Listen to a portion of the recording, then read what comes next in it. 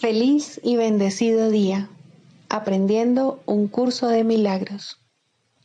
El secreto de la verdadera oración es olvidarte de las cosas que crees necesitar. Pedir algo específico es igual que ver el pecado primero y luego perdonarlo. Del mismo modo, al orar pasas por alto tus necesidades específicas, tal como las ves, y las dejas en manos de Dios. Ahí se convierten en los regalos que le haces, pues le dicen que no antepondrás otros dioses a Él, ni que quieres otro amor que el suyo. Este libro es un comienzo, no un final.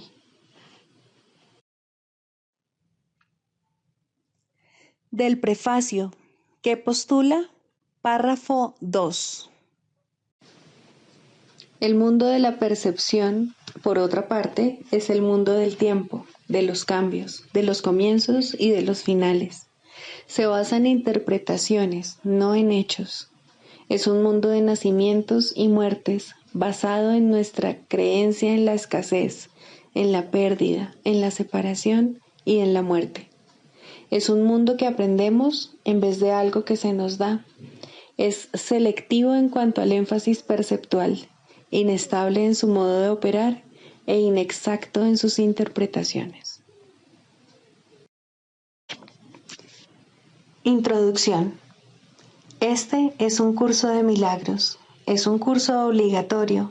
Solo el momento en que decides tomarlo es voluntario. Tener libre albedrío no quiere decir que tú mismo puedas establecer el plan de estudios.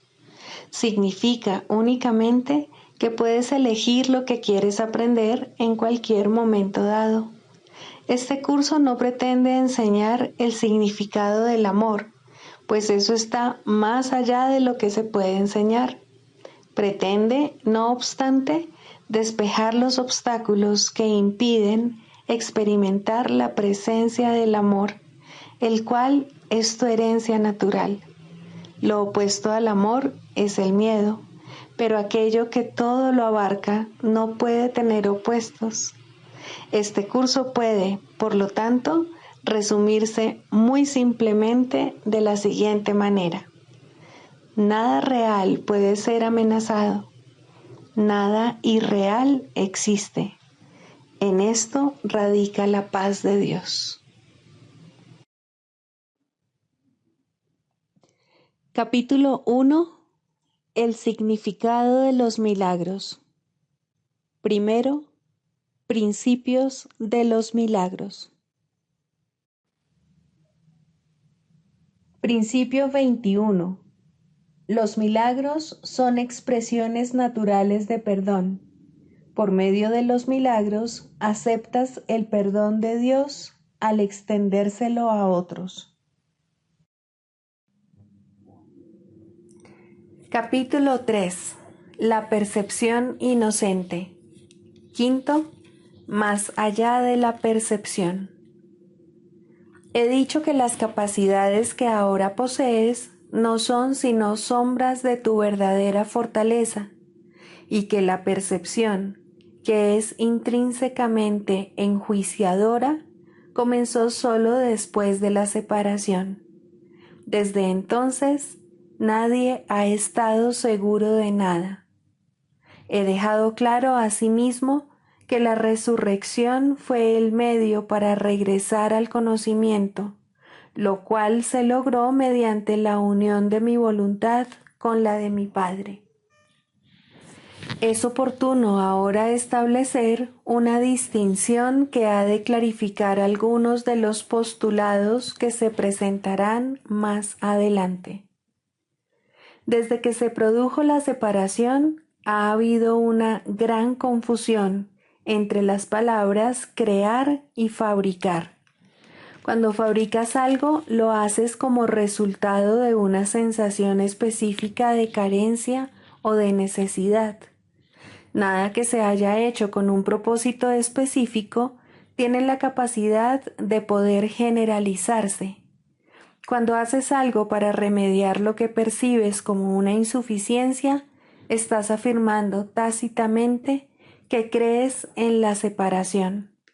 El ego ha inventado un gran número de sistemas de pensamiento ingeniosos con ese propósito, mas ninguno de ellos es creativo. La inventiva, aun en su manifestación más ingeniosa, es un esfuerzo en vano. Su naturaleza sumamente específica apenas se compara con la creatividad abstracta de las creaciones de Dios.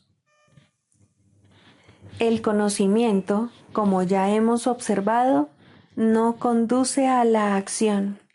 Tu confusión entre tu verdadera creación y lo que has hecho de ti mismo es tan grande que se te ha hecho literalmente imposible saber nada. El conocimiento es siempre estable y es evidente que tú no lo eres. Aún así, eres perfectamente estable tal como Dios te creó. En ese sentido, cuando tu comportamiento es inestable, estás en desacuerdo con la idea que Dios tiene acerca de tu creación. Puedes hacer esto si así lo eliges, mas no querrías hacerlo si estuvieses en tu mente recta. La pregunta fundamental que continuamente te haces, no puedes propiamente dirigírtela a ti mismo. Cuando continúas preguntándote qué es lo que eres, implica no solo que sabes la respuesta, sino que es a ti a quien le corresponde proveerla. No obstante, es imposible que puedas percibirte a ti mismo correctamente. No tienes una imagen que puedas percibir. La palabra imagen está siempre vinculada a la percepción y no forma parte del conocimiento. Las imágenes son simbólicas y representan algo diferente de ellas mismas. La idea de cambiar tu imagen reconoce el poder de la percepción, pero implica también que no hay nada estable en ti que se pueda conocer. El conocimiento no está sujeto a interpretaciones. Puedes tratar de interpretar el significado de algo, pero en eso siempre existe la posibilidad de equivocarse, porque se refiere a la percepción que se tiene del significado. Tales incongruencias son el resultado de tus intentos de considerarte a ti mismo separado y no separado al mismo tiempo. Es imposible incurrir en una confusión tan fundamental sin aumentar aún más tu confusión general. Tu mente podrá haber llegado a ser muy ingeniosa, pero como siempre ocurre cuando el método y el contenido están en desacuerdo, la usas en un fútil intento de escaparte de un callejón sin salida. La ingeniosidad no tiene nada que ver con el conocimiento, pues el conocimiento no requiere ingeniosidad. El pensamiento ingenioso no es la verdad que te hará libre, pero te librarás de la necesidad de usarlo una vez que estés dispuesto a prescindir de él. La oración es una forma de pedir algo. Es el vehículo de los milagros, mas la única oración que tiene sentido es la del perdón, porque los que han sido perdonados lo tienen todo. Una vez que se ha aceptado el perdón, la oración, en su sentido usual, deja de tener sentido. La oración del perdón no es más que una petición para que puedas reconocer lo que ya posees. Cuando elegiste la percepción en vez del conocimiento, te colocaste en una posición en la que solo percibiendo milagrosamente podías parecerte a tu Padre. Has perdido el conocimiento de que tú mismo eres un milagro de Dios. La creación es tu fuente y es también la única función que verdaderamente tienes. La afirmación Dios creó al hombre a imagen y semejanza propia necesita ser reinterpretada. Imagen puede entenderse como pensamiento y semejanza como de una calidad semejante.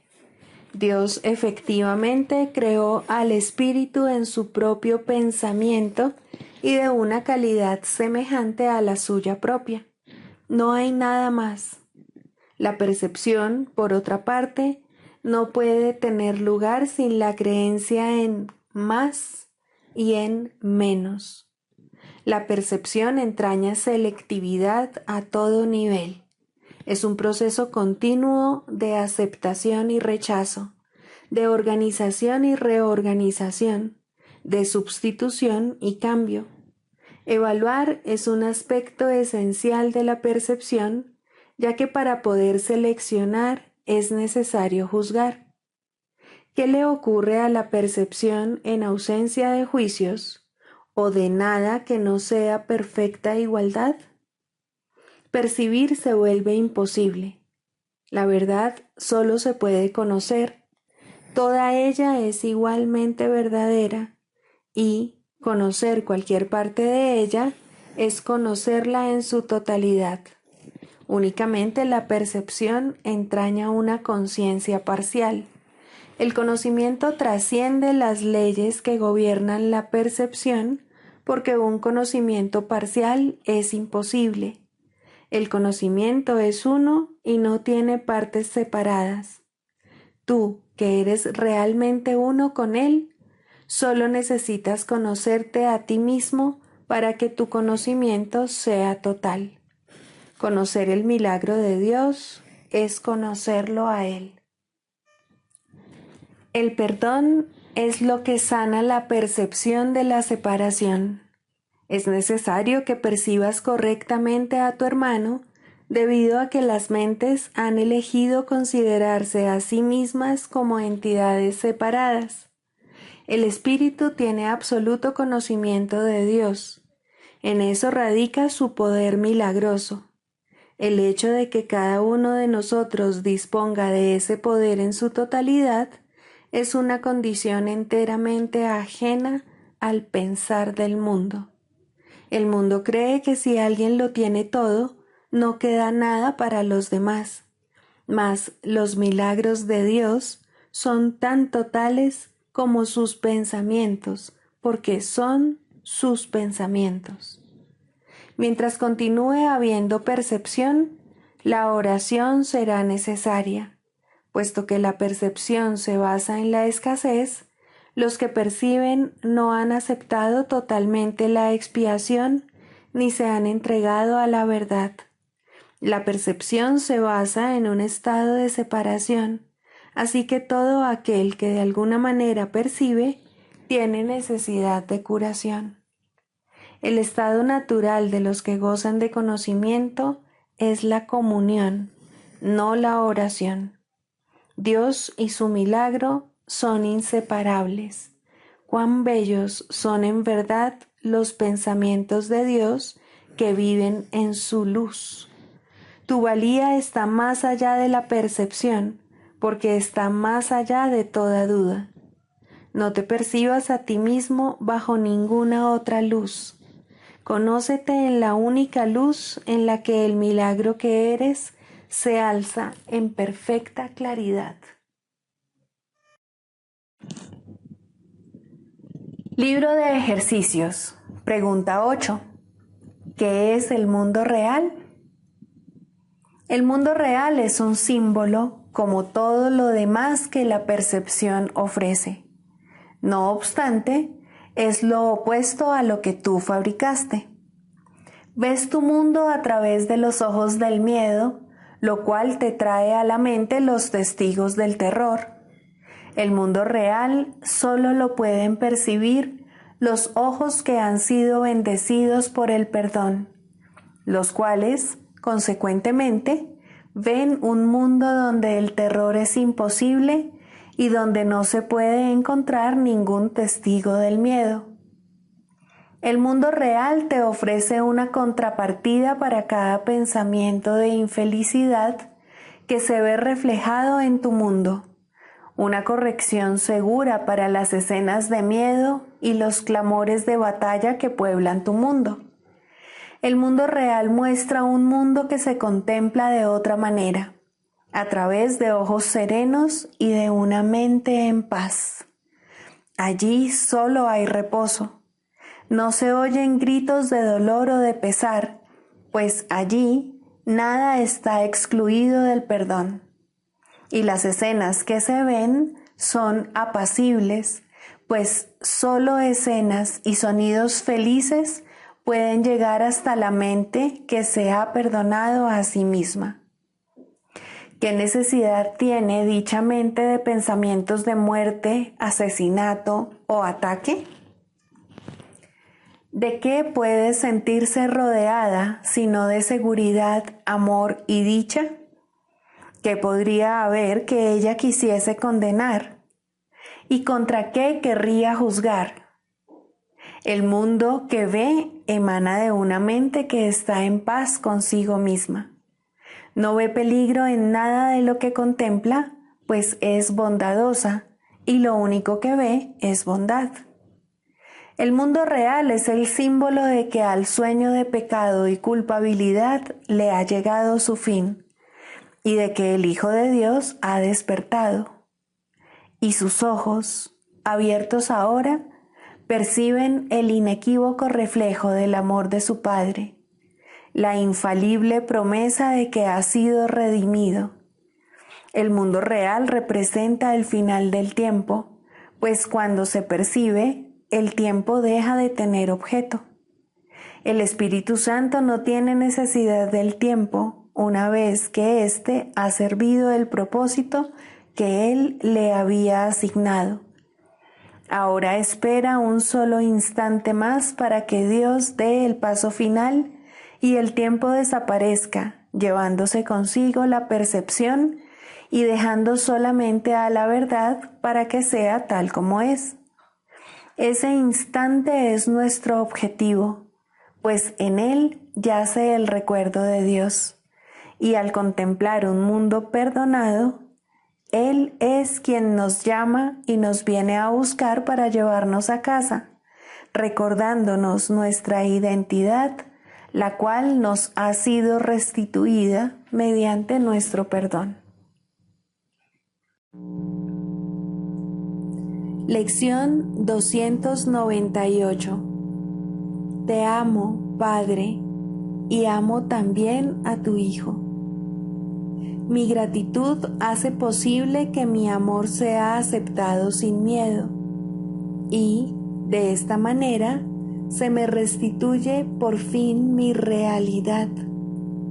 El perdón elimina todo cuanto se interponía en mi santa visión y me aproximo al final de todas las jornadas absurdas, las carreras locas y los valores artificiales.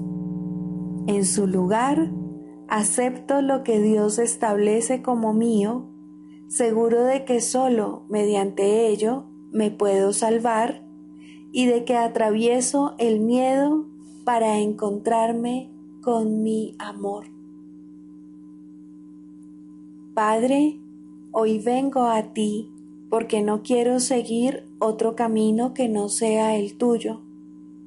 Tú estás a mi lado, tu camino es seguro, y me siento agradecido por tus santos regalos, un santuario seguro y la escapatoria de todo lo que menoscabaría mi amor por Dios mi Padre y por su Santo Hijo.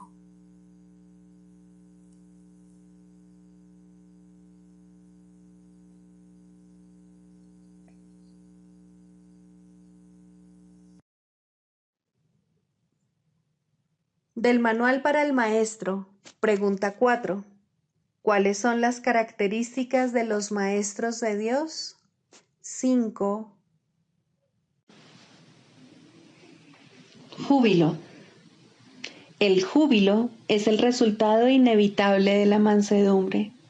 La mansedumbre significa que el miedo es ahora imposible. ¿Qué podría entonces obstaculizar el júbilo? Las manos abiertas de la mansedumbre están siempre colmadas.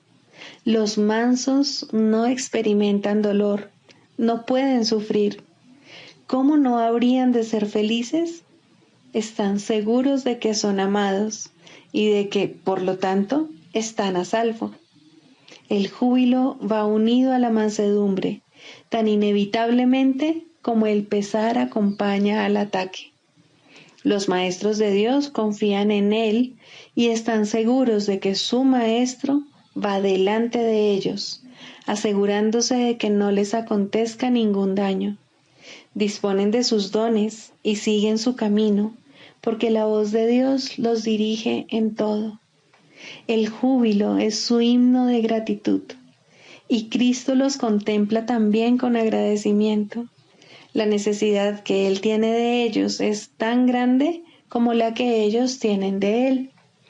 Qué gozo tan inmenso compartir el propósito de la salvación.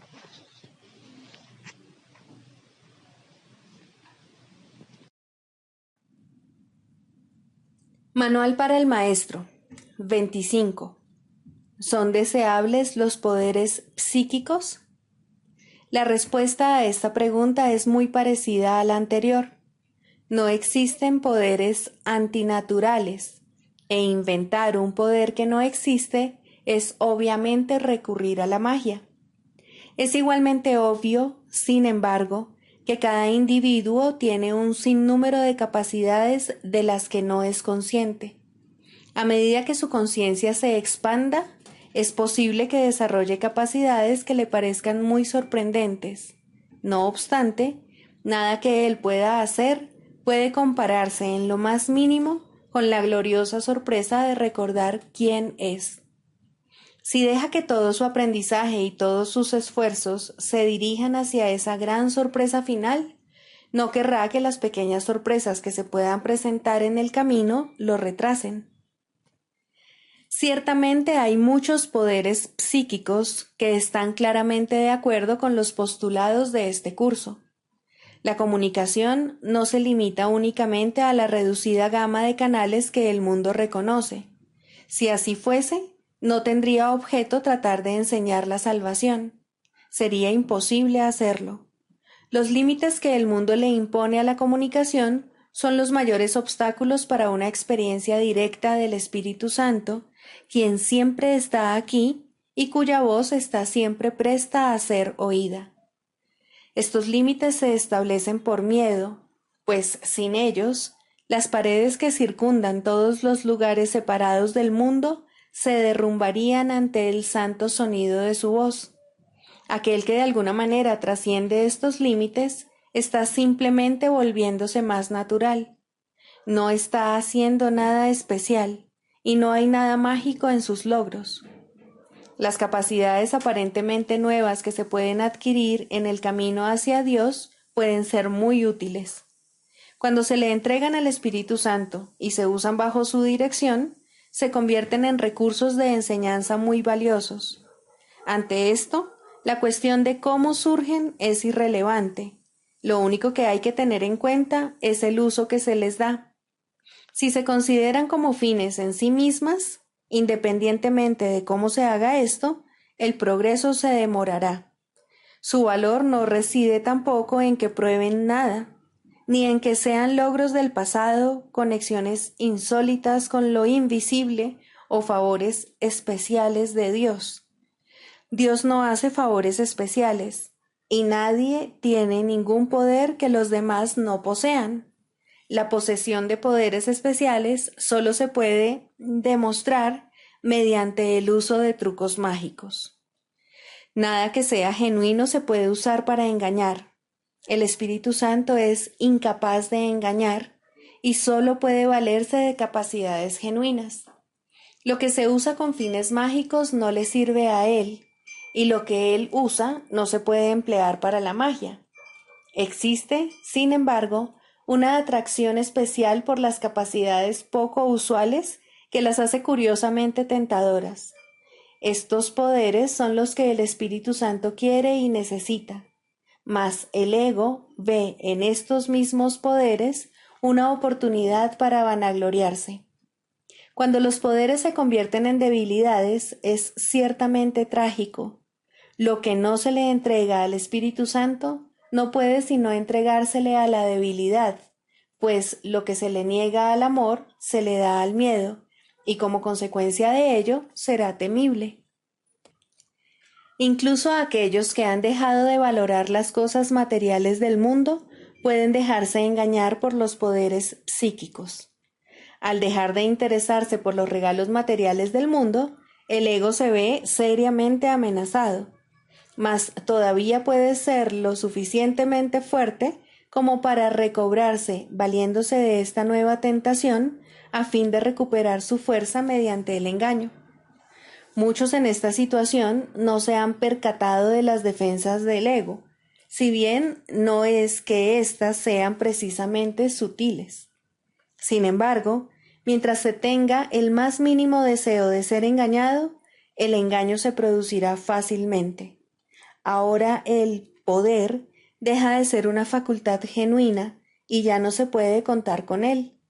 Es casi inevitable que el individuo refuerce las incertidumbres que tiene acerca de su poder, engañándose cada vez más a sí mismo, a no ser que cambie de parecer con respecto a su propósito. Cualquier capacidad que alguien desarrolle tiene el potencial de hacer bien. En esto no hay excepciones, y cuanto más insólito e inesperado sea el poder, mayor será su potencial para ayudar. La salvación tiene necesidad de todas las capacidades, pues lo que el mundo quiere destruir, el Espíritu Santo lo quiere restaurar. Se han usado las facultades psíquicas para invocar al demonio, lo cual no hace otra cosa que reforzar al ego. Mas estas facultades pueden ser también un canal de esperanza y curación si se ponen al servicio del Espíritu Santo. Aquellos que han desarrollado poderes psíquicos no han hecho sino permitir que se erradiquen de sus mentes algunas de las limitaciones que ellos mismos les habían impuesto. Si utilizan esta mayor libertad para aprisionarse aún más, no hacen sino imponerse mayores limitaciones. El Espíritu Santo tiene necesidad de esos dones, y quienes se los ofrecen a Él y solo a Él, caminan con la gratitud de Cristo en sus corazones y con su santa visión siguiéndoles muy de cerca. Manual para el Maestro. Clarificación de términos. 6. El Espíritu Santo. Jesús es la manifestación del Espíritu Santo, a quien Él invocó para que descendiese sobre la tierra después de su ascensión al cielo, es decir, después de haberse identificado completamente con el Cristo, el Hijo de Dios tal como Él lo creó. Al ser el Espíritu Santo una creación del único Creador, y al crear junto con Él y a su semejanza o Espíritu, es eterno y nunca ha cambiado. Fue invocado para que descendiese sobre la tierra, en el sentido de que entonces se hizo posible aceptarle y escuchar su voz. Su voz es la voz de Dios y, por lo tanto, ha adquirido forma. Dicha forma no es su realidad, la cual solo Dios conoce junto con Cristo, su verdadero Hijo, quien es parte de Él. Al Espíritu Santo se le describe a lo largo del curso como aquel que nos ofrece la respuesta a la separación y nos trae el plan de la expiación, al asignarnos el papel especial que nos corresponde desempeñar en dicho plan y mostrarnos exactamente en qué consiste. Él ha designado a Jesús como el líder para llevar a cabo su plan, ya que Jesús fue el primero en desempeñar perfectamente su papel. Se le ha dado pleno poder en el cielo y en la tierra, y lo compartirá contigo cuando tú hayas desempeñado el tuyo. El principio de la expiación le fue dado al Espíritu Santo mucho antes de que Jesús lo pusiese en marcha. Al Espíritu Santo se le describe como el último vínculo de comunicación que queda entre Dios y sus hijos separados. A fin de llevar a cabo esta función especial, Él ha asumido una doble función. Goza de conocimiento porque es parte de Dios, percibe porque fue enviado para salvar a la humanidad. Él es el gran principio corrector, el portador de la verdadera percepción, el poder intrínseco de la visión de Cristo. Él es la luz en la que se percibe el mundo perdonado, en el que solamente puede verse la faz de Cristo. Él nunca se olvida del Creador ni de su creación. Él nunca se olvida del Hijo de Dios. Él nunca se olvida de ti. Te brinda el amor de tu Padre en un eterno resplandor que nunca será extinguido, porque Dios mismo lo depositó ahí. El Espíritu Santo mora en la parte de tu mente, que es parte de la mente de Cristo. Él representa a tu ser y a tu Creador, quienes son uno. Habla por Dios y también por ti, ya que está unido a ambos. Por consiguiente, Él es la prueba de que ambos son uno solo. El Espíritu Santo parece ser una voz, pues de esa forma es como te comunica la palabra de Dios. Parece ser un guía por tierras lejanas, pues esa es la clase de ayuda que necesitas. Y también parece ser cualquier cosa que satisfaga las necesidades que creas tener. Pero Él no se engaña cuando te percibes a ti mismo atrapado por necesidades que no tienes. De ellas es de las que quiere liberarte. De ellas es de las que quiere ponerte a salvo. Tú eres su manifestación en este mundo. Tu hermano te invoca para que seas su voz junto con él. Por sí solo no puede ser el ayudante del Hijo de Dios, pues por sí solo no tiene ninguna función. Pero unido a ti es el resplandeciente Salvador del mundo, cuyo papel en la redención de éste tú has completado.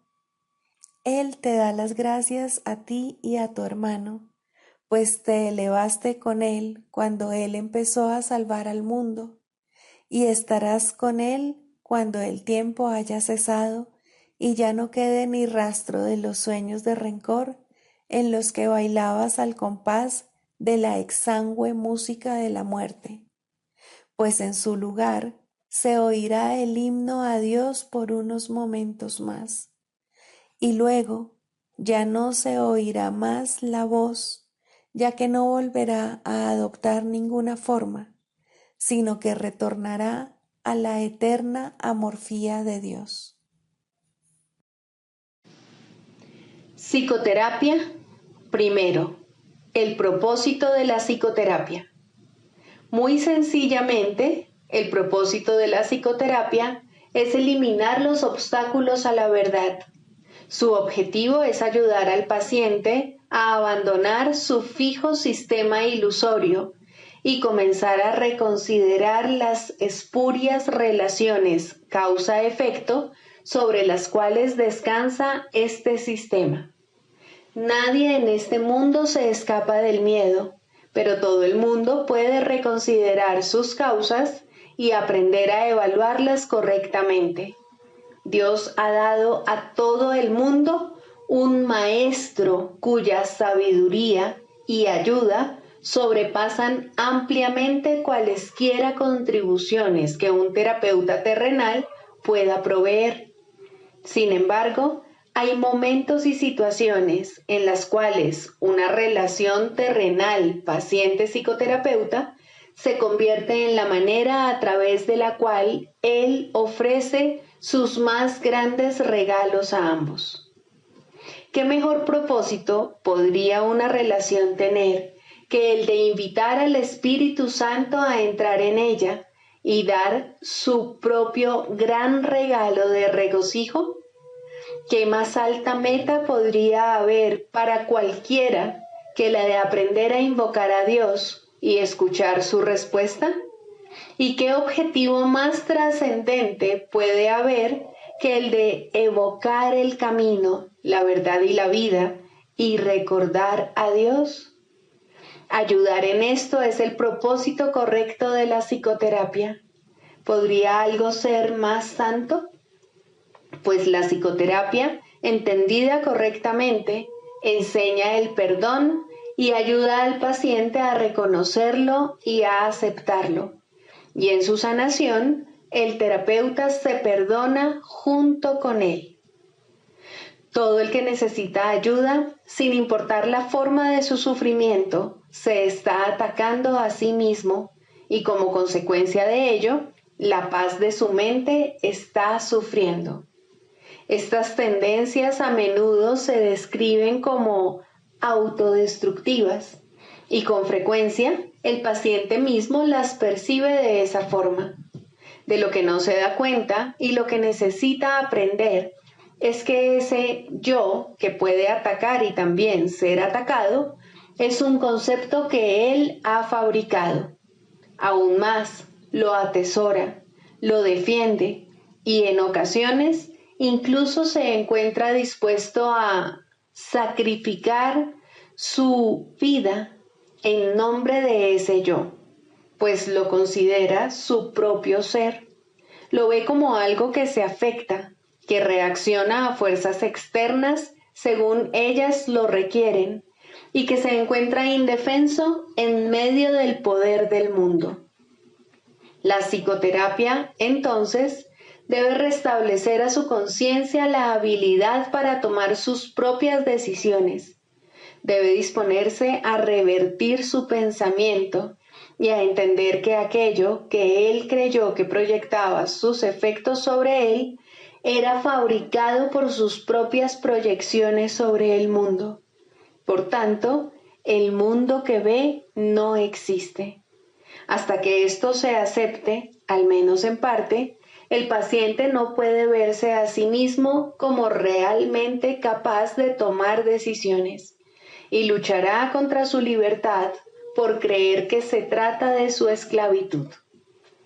El paciente no necesita pensar que la verdad es Dios para tener progresos en la salvación, pero debe comenzar a separar la verdad de la ilusión al reconocer que no son lo mismo y al estar paulatinamente más dispuesto a ver las ilusiones como falsas y a aceptar la verdad como tal.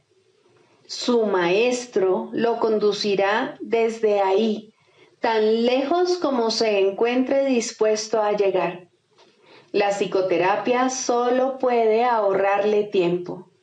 El Espíritu Santo usa el tiempo como lo considera mejor, y Él nunca se equivoca.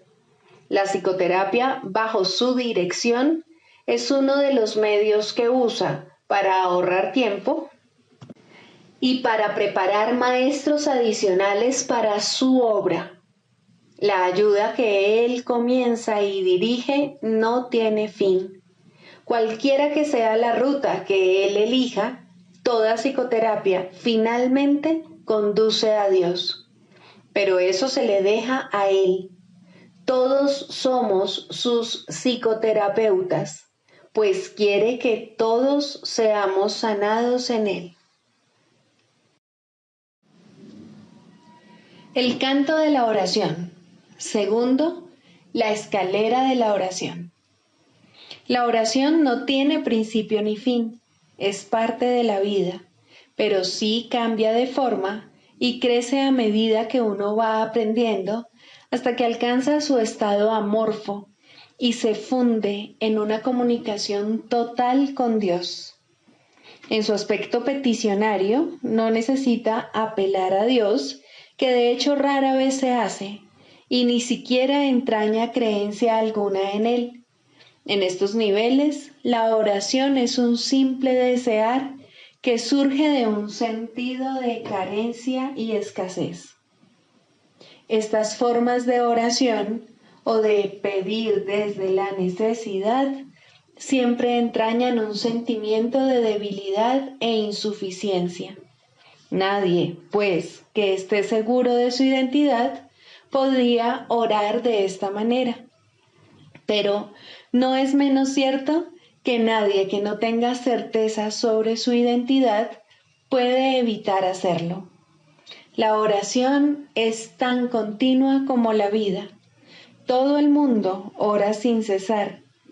Pide y ya has recibido, pues has determinado qué es lo que quieres. Es posible, asimismo, alcanzar una forma más elevada de pedir desde la necesidad, puesto que en este mundo la oración es reparadora y, por lo tanto, entraña niveles de aprendizaje.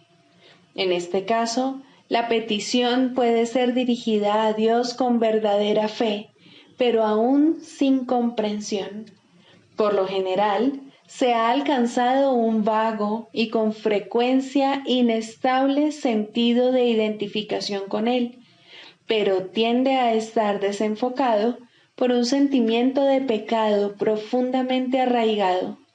En este nivel es posible que se sigan pidiendo cosas mundanas en variedad de formas, como también es posible pedir dones tales como la bondad o la honestidad y, en particular, perdón para las muchas fuentes de culpa que inevitablemente yacen bajo cualquier oración procedente de la necesidad. Sin culpa no hay escasez. Quien está libre de pecado no tiene necesidades. En este nivel surge también esa curiosa contradicción de términos conocida como orar por nuestros enemigos. La contradicción no se encuentra en las palabras mismas, sino más bien en la manera en que usualmente se interpretan. Mientras creas tener enemigos, habrás limitado tu oración a las leyes del mundo y habrás limitado también tu capacidad para recibir y para aceptar a esos mismos estrechos márgenes.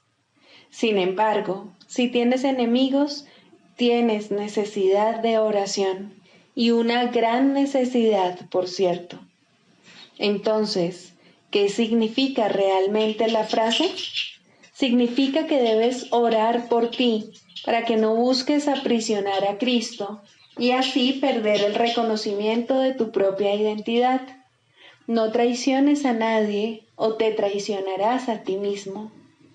Un enemigo es el símbolo de un Cristo prisionero. ¿Y quién podría ser él sino tú mismo?